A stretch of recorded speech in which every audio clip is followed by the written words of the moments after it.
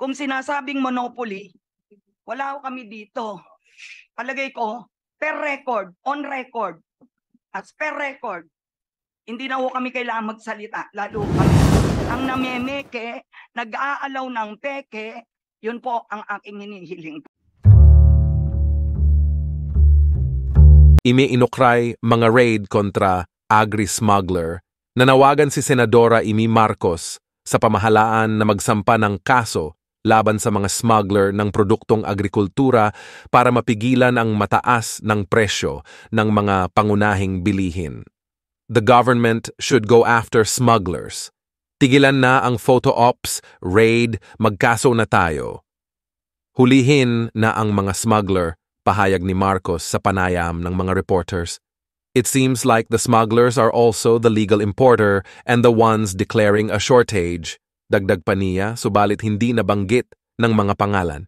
Binigyang diin pa ng panganay na kapatid ni Pangulong Ferdinand Bongbong Marcos Jr.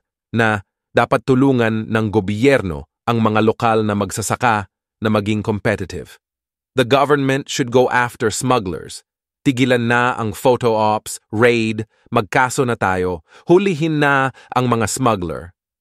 We should buy local first because if we rely on imports, what happens to us when there's no one around to sell us imports?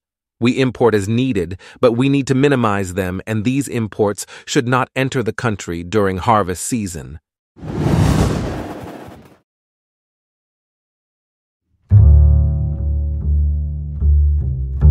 Sa aking anim na question nung TOR na sana pinakikiusap namin sa Bureau of Fire na mabago na ayon po sa pwede pong magbigay po ng yung mga pagbabago like for example po, may mga lugar na hindi kailangan bigyan ng napakalaking mga truck sapagkat po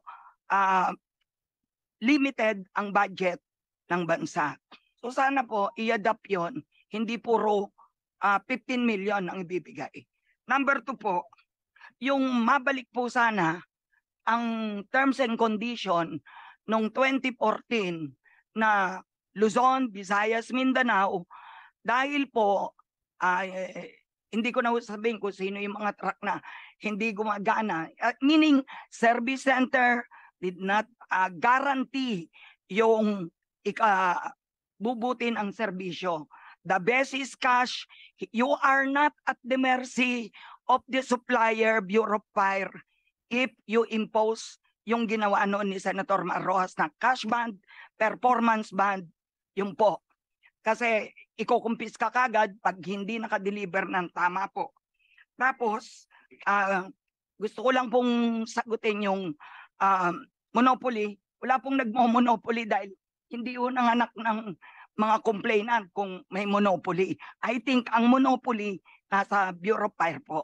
Dahil pag hindi po nila binago yung terms and condition na hindi lang ikabubuti ng Commonwealth. Yan ay ikabubuti ng lahat ng bidders na merong isang bidder na foreign nagsabing no more Philippines. Gusto ba natin yon yung mga parang pagpaparinig na mayroong corruption sa bidding po. Tapos remember po, pag discretionary at hindi ho RA 9184, pag special condition, discretion is corruption. Okay po. Tapos sana umapir kami dito, nag-risk po kami ng buhay. Mayroon na pong mga pagbabanta sa amin, lalo sa akin dahil very vocal ako. Sana magkaroon na rin ng legislation na may criminal prosecution ang namemeke, nag-aalaw ng peke, yun po ang aking hinihiling po. Opo. At sana po, yung protest mechanism na dinadaing nung isang kasama, si Kurt Frankenberger, ay anti-poor daw po yun. Wala siya dito ngayon. Na sana refundable para ma-encourage ang magre-reklamo po. Tapos po, ang supplier ay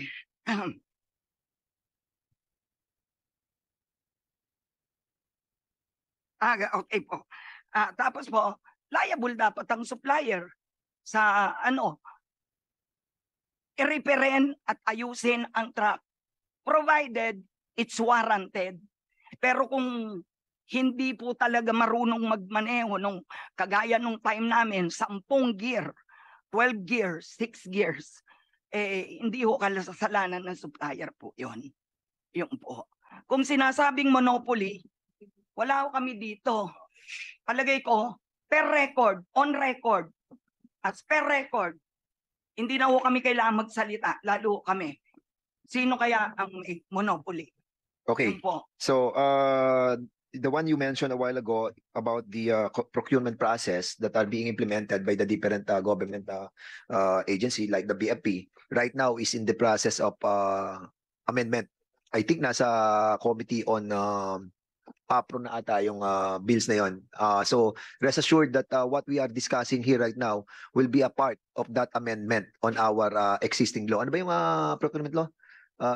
9184. So 9184. yan na po ay nasa process na po ng Republic Act 9184 that will be amended. Kaya very critical yung ating pinag-uusapan because we will try to inject yung mga minutes ng pag-uusap natin para mabago po yung ating pong 9184. So with that siguro di ba you have presented in the last hearing about the video, no? Ako personally I saw the video, no. Nakita ko na po 'yon, but of course you have to validate it with the with the testimony of the actual private investigator that you hired for us to I think the members will ask kung papanoodin po natin or not. So siguro I need a motion, no, if we're going to watch it, no. But basically, I've watched it. Kailangan pa ng validation with the documents. No? Sige, go ahead. Before I recognize Congressman Busita. Sige. I am now recognized, Your Honor. Yeah, go ahead. So to continue, kami po ay nanahimik ng 4 hanggang 6 na taon. Hindi na ho kami sumasali kasi nga ho maraming hindi nakakasali.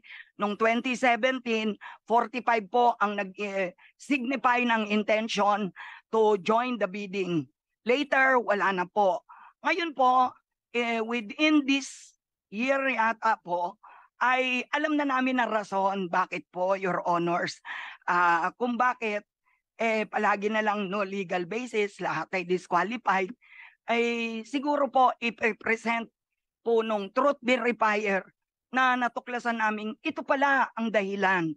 Kaya wag sanang magagalit yung iba dahil parang matapang mga dating namin. Kung kayo po kaya naloko, kung kayo po kaya ang mga tao ay sumasali, bumibili ng dokumentong 75,000. Tapos malaan nyo, ganun lang pala ho yung bidding. Hindi ho ba kayo magagalit? So without much ado, dahil baka may susunod pa akong hearing, makalimutan pa nung witness, ito po, i-represent na po namin. Thank you, Your Honor. Okay. Sino yung witness niyo? Sino yung witness niyo? Ronald Cañete Have you po. taken your oath? Not yet, ano? O sige, can you please stand up para i-administer yung oath ng ating COMSEC? Please, COMSEC. Yes. May I request the resource person who have not yet taken its oath in the previous meeting to stand and please raise your hand for the administration of oath. Please follow. Please state your name. Solemnly swear to tell the truth, the whole truth, and nothing but the truth in this inquiry. Thank you. Okay, siguro before you Mr. present Chair. that, we need a Congressman Alfredo Marañon. You are recognized. Mr. Chair, I move that we show the video that they're Okay, so saying, Mr. Chair. yeah, there's a motion that we hindi, siguro i-close muna natin live, no? So we'll be showing the video, no? With the motion of Congressman Alfredo Marañon, we need the second motion. This was duly second.